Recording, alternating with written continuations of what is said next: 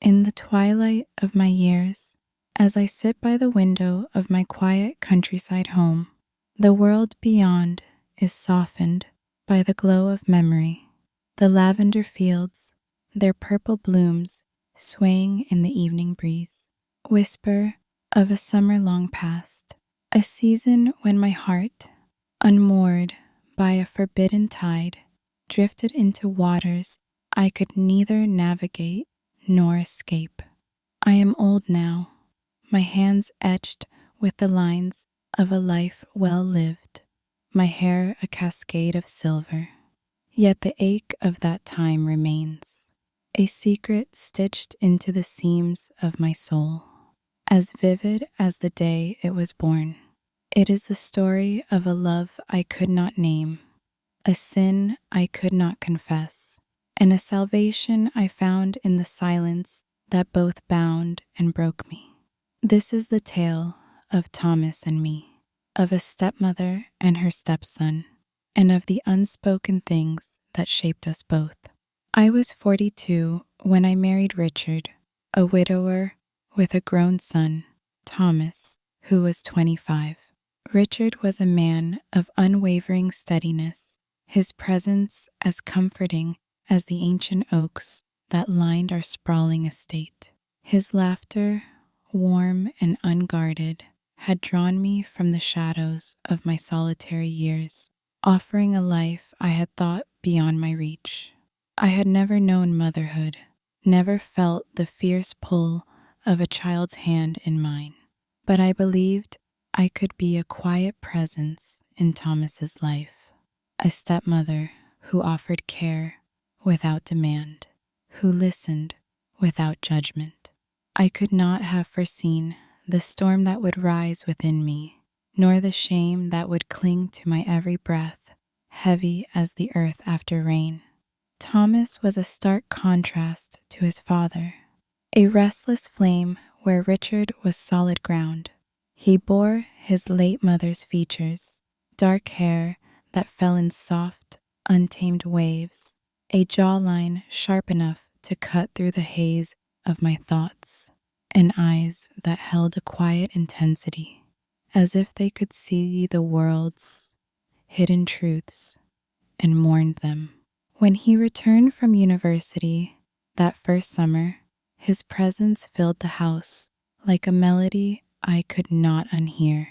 I told myself the warmth I felt was pride, the kind a mother might feel for a son who had grown into a man of promise, tall, thoughtful, with a mind that sparked with curiosity. But the lie was thin, and it tore easily under the weight of my heart's betrayal.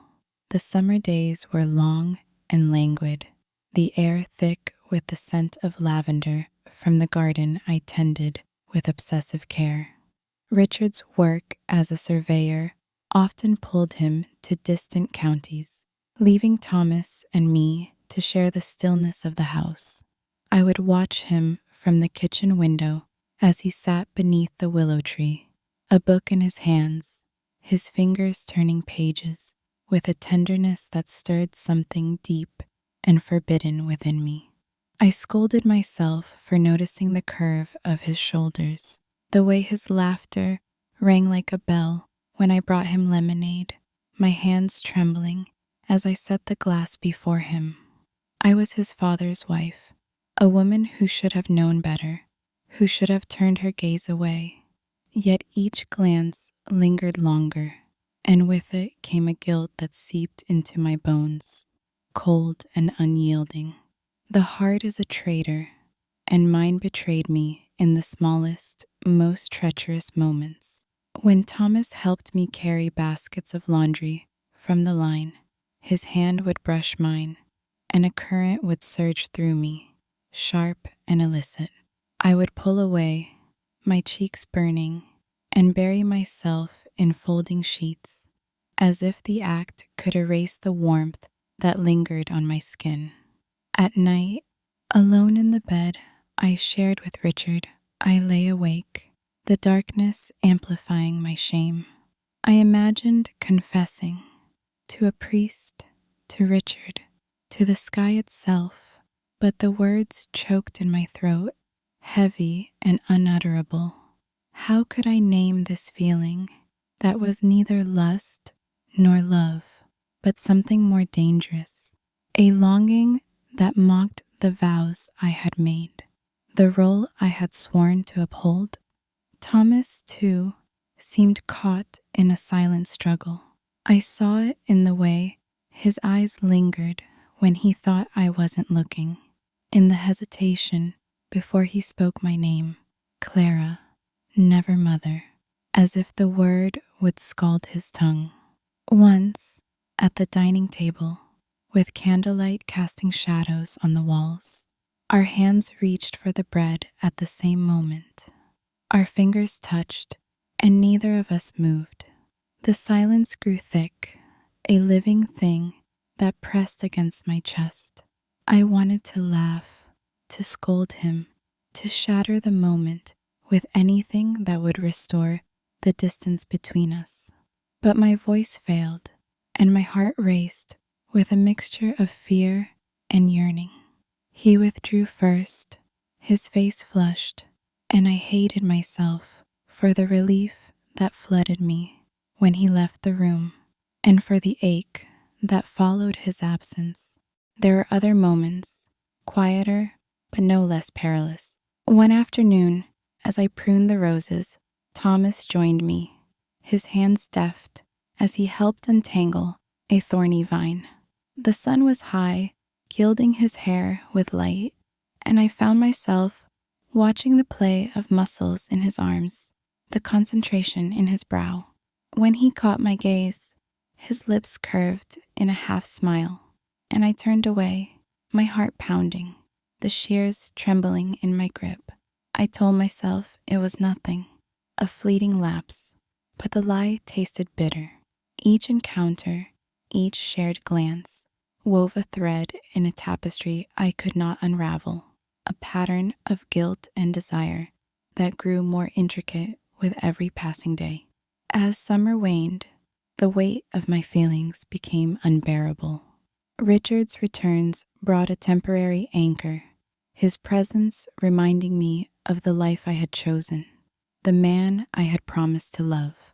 But Thomas was a ghost in my thoughts, his image haunting the edges of my days. I began to avoid him, taking long walks through the fields, my footsteps heavy with the accusations whispered by the swaying wheat. The lavender in my garden, once a solace, now mocked me with its scent, a reminder of the season when my heart had strayed. I prayed for strength, for the ability to see him as a son, but the prayers felt hollow, as if God himself had turned his face from me. One evening, as autumn painted the trees in shades of fire, I found Thomas in the attic, sorting through his mother's belongings. Richard had asked him to clear the space, a task I knew was a wound reopened. I should have retreated, should have fled to the safety of the kitchen, but my feet carried me forward, drawn by a force I could not name. He was holding a shawl, its faded blue threads catching the light from the attic's single window. His shoulders trembled, and I knew he was weeping, though he made no sound. My heart broke for him, for the boy who had lost his mother, for the man who carried that grief like a stone.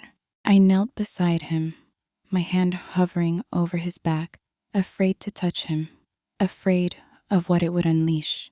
He turned to me, his eyes red-rimmed, and for a moment the world dissolved. There was no Richard, no vows, no years between us, only the raw, aching truth of what we felt. I wanted to hold him, to press my lips to his forehead, to whisper that he was not alone, but I did not. I could not. Instead, I took the shawl from his hands and folded it with care, my fingers trembling as I placed it in the trunk. He watched me, his gaze a weight that pressed against my soul, heavy with questions neither of us dared to voice. The air was thick with what we did not say, and when I stood to leave, My legs felt unsteady, as if I had left a part of myself behind. The moment marked us, though we never spoke of it. Thomas left for university soon after, and I told myself it was a mercy. Distance would heal us, would bury this forbidden thing beneath the weight of time. But the heart does not forget so easily. The house felt emptier without him, the silence a constant reminder of what I had almost allowed myself to feel.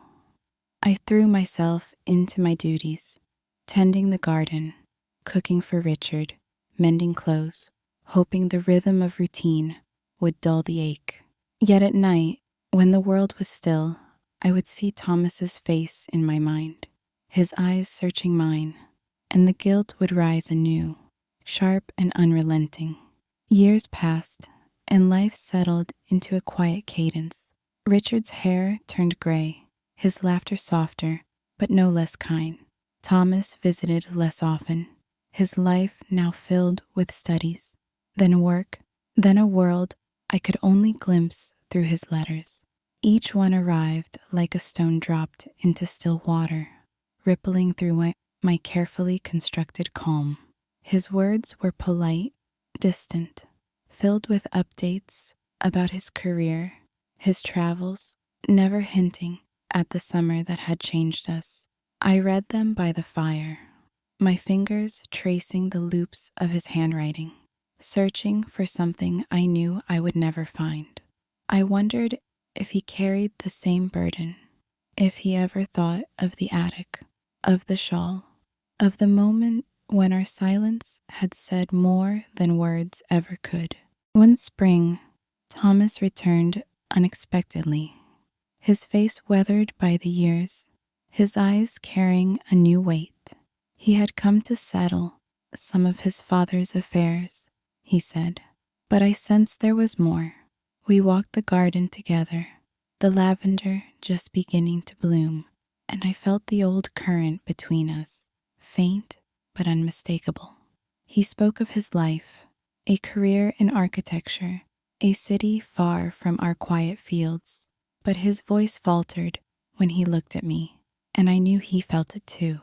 We sat by the willow tree, the same tree where he had once read his books, and for a moment the years fell away.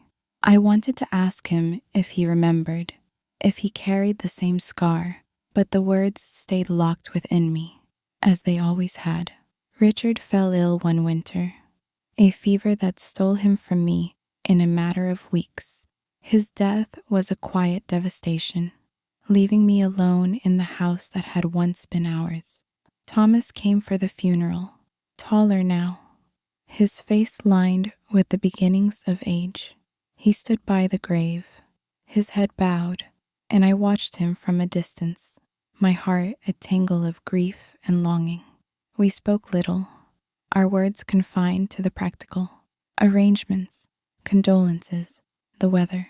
But when he hugged me before leaving, his arms lingered a fraction too long, and I felt the old current pass between us, faint but undeniable. I pulled away, my throat tight, and he left without looking back. Now, at 60, I am a woman shaped by the years. My hands wrinkled, my hair threaded with silver. The lavender still blooms each summer, its scent a bittersweet echo of that long ago season.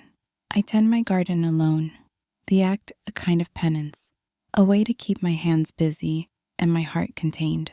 Thomas writes occasionally, his letters as formal as ever, and I answer with the same careful restraint. I tell myself he has moved on, that he has built a life free of the shadows that haunt me.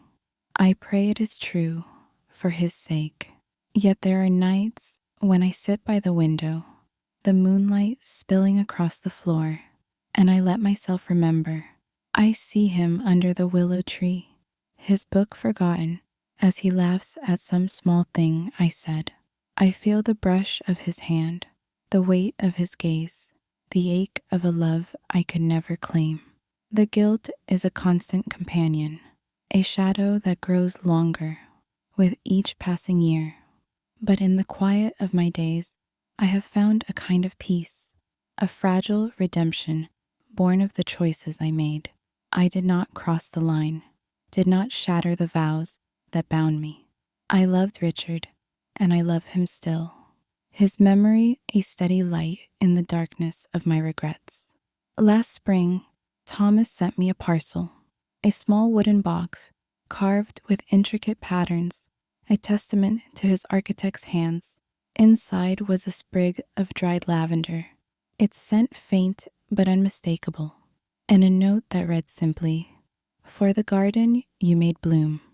I held the lavender to my lips, my eyes stinging with tears, and in that moment I felt a release, as if the weight of our unspoken things had softened, if only a little. I do not know if he meant to acknowledge that summer, if he carries the same wound, but the gift was enough, a bridge across the years, a silent promise that we had both found a way to live with what we could not say. I am his stepmother still, bound by a role that both saved and damned me. And though I carry the ache of a love I could never speak, I have learned to see it not as a sin, but as a part of the tapestry of my life, a thread of longing, woven with guilt, but also with grace. The lavender blooms, the seasons turn, and I tend my garden with a quiet reverence, each blossom a prayer for Thomas, for Richard, for the woman I was and the woman I have become. In the end, I am not defined by the love I could not claim, but by the love I chose to honor, a love that, like the lavender, endures through the changing years, its beauty a testament to the heart's capacity to hold both sorrow and salvation.